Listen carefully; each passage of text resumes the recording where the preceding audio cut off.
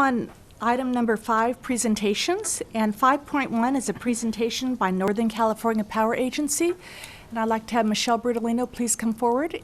She's the director for Roseville Electric, and introduce Randy Howard, please. Thank you, Mayor and council members. This presentation tonight, as the Mayor mentioned, is a presentation by the General Manager of the Northern California Power Agency, Randy Howard, who has a short presentation and then recognition for a group of our employees from the utility who quickly and very bravely responded for a request for help in Lake County after the Lake County fire. Thank you. And So I'd also like to also recognize, and maybe Randy's going to do this, but Carrie Padgett is also here from Northern California Power Agency.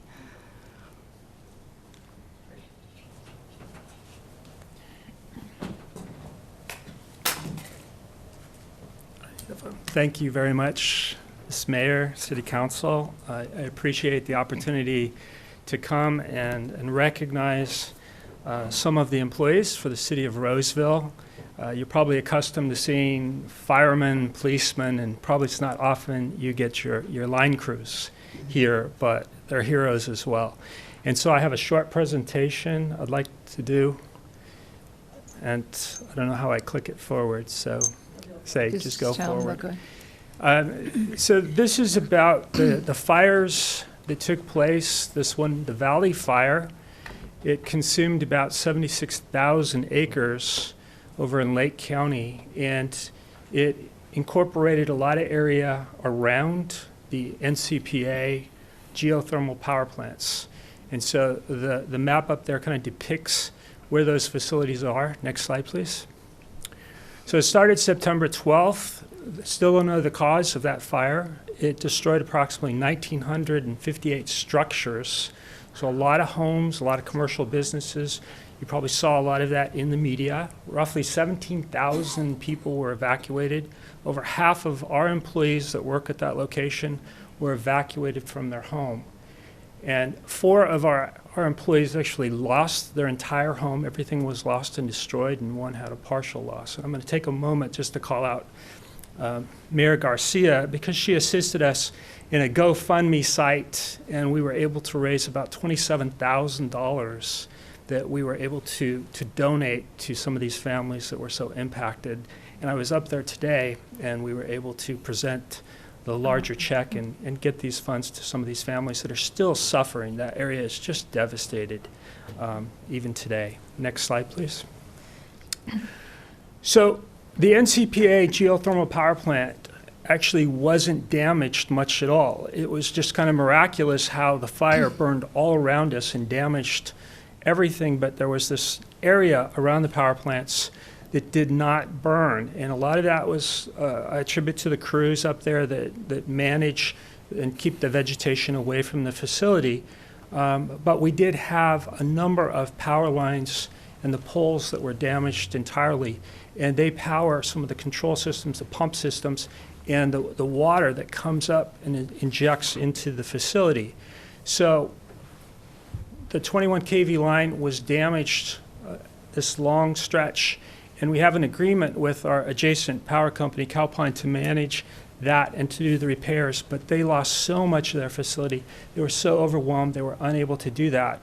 And it powered this pipeline that Lake County needed to dispose of its water treatment water. So it only had 14 days of water storage. And they were quite concerned on, here we go from a bad fire to also having another environmental impact where they're going to have to discharge this wastewater into the streams. And usually we put it down and inject it into the earth, and it's part of the process for the geothermal power plant. Next slide, please. So this just depicts, you can see kind of the green area, the 2 power plants up there from NCPA that the City of Roseville is involved with, and then all around it is the burned area. So everything around our facilities burned. Next slide, please. And this was an adjacent geothermal plant owned by Calpine, and that is just what's left of its entire cooling tower. They lost most of their facilities up there, and so there was no power even being generated as a result of these fires. Next slide, please. And this is, we have a couple pictures now of some of the facilities. Next slide.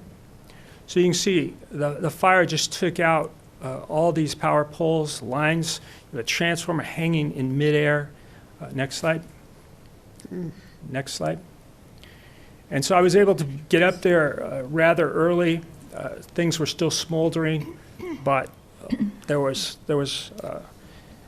nothing we could do right at the moment because the fire crews were still positioned all around and all of these power lines were down. And we had a lot of concern on the water storage as well as getting the power plant back up. Next slide.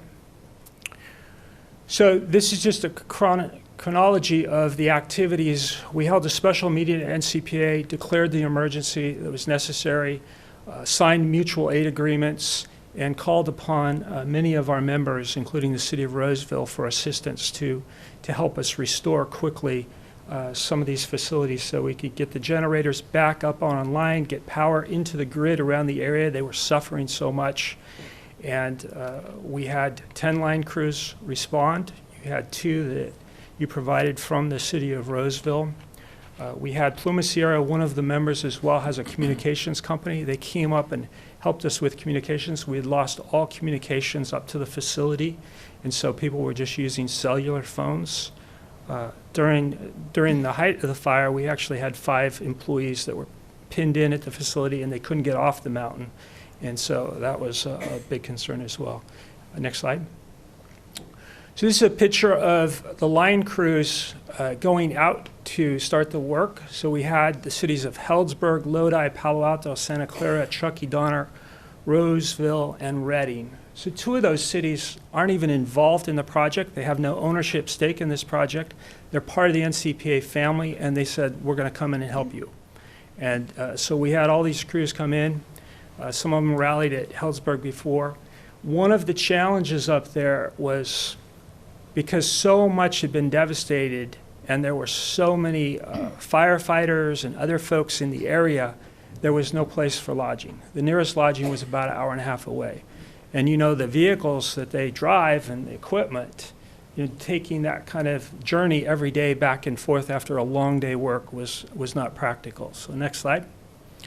So we set up an emergency base camp up on the mountain.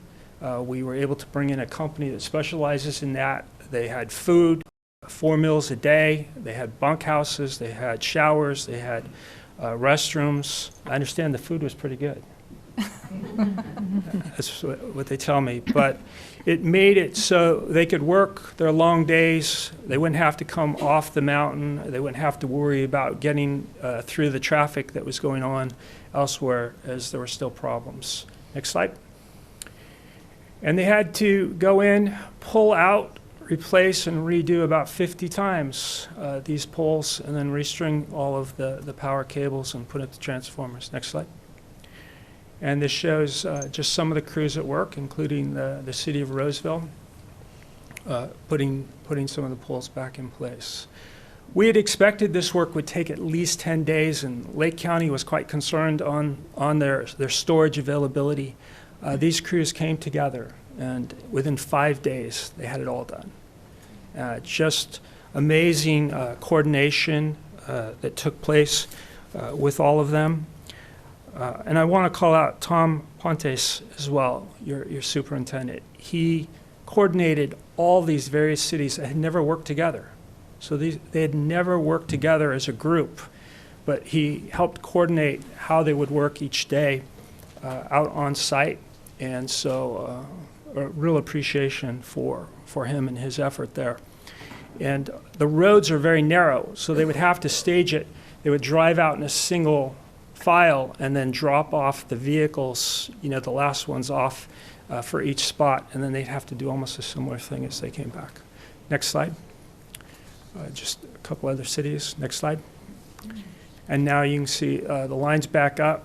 Devastation all around us. So one of our big concerns and one of the things up there today was just what happens as we get rains and flooding and those types of things. So there's a lot of work going on related to that. I think last slide, please. And this is just a picture of a number of the guys as they got together. Again, really a heroic effort. The response, they came prepared. They all just jumped in together, having not worked together, and demonstrated really what they could do. And you're very fortunate in this city to have such a talented group. I do know that you had a line crew also that went to the Lineman's Rodeo, did really well, and that was very evident. Some of the other crews up there have really told me that you're very fortunate here in this city, and so I really wanted to come out, and we wanted to commend them. So if they would all come up here behind me, I actually have a plaque for each one of them, and of course, because they're linemen, we had T-shirts made. Linemen love T-shirts, and so we had some special T-shirts made to recognize them.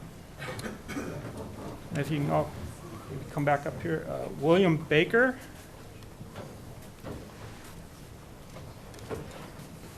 William.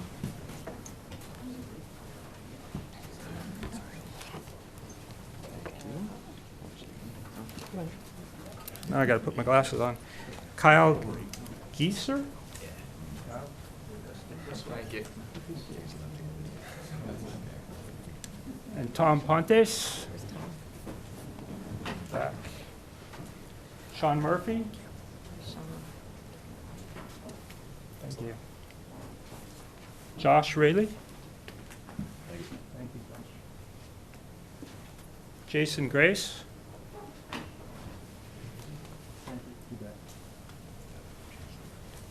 Cody Gleason? Yep. Thank you. Philip Hartnett? As well. That's the way to describe it. Yeah. Kevin Hicks? Kevin, thank you. Matt Jones? Thank you, Matt. Bill Jordan? Bill, thank you. And Jacob Kremlin? Kremlin. Thank you very much. So again, you're very fortunate in this city to have such a talented group.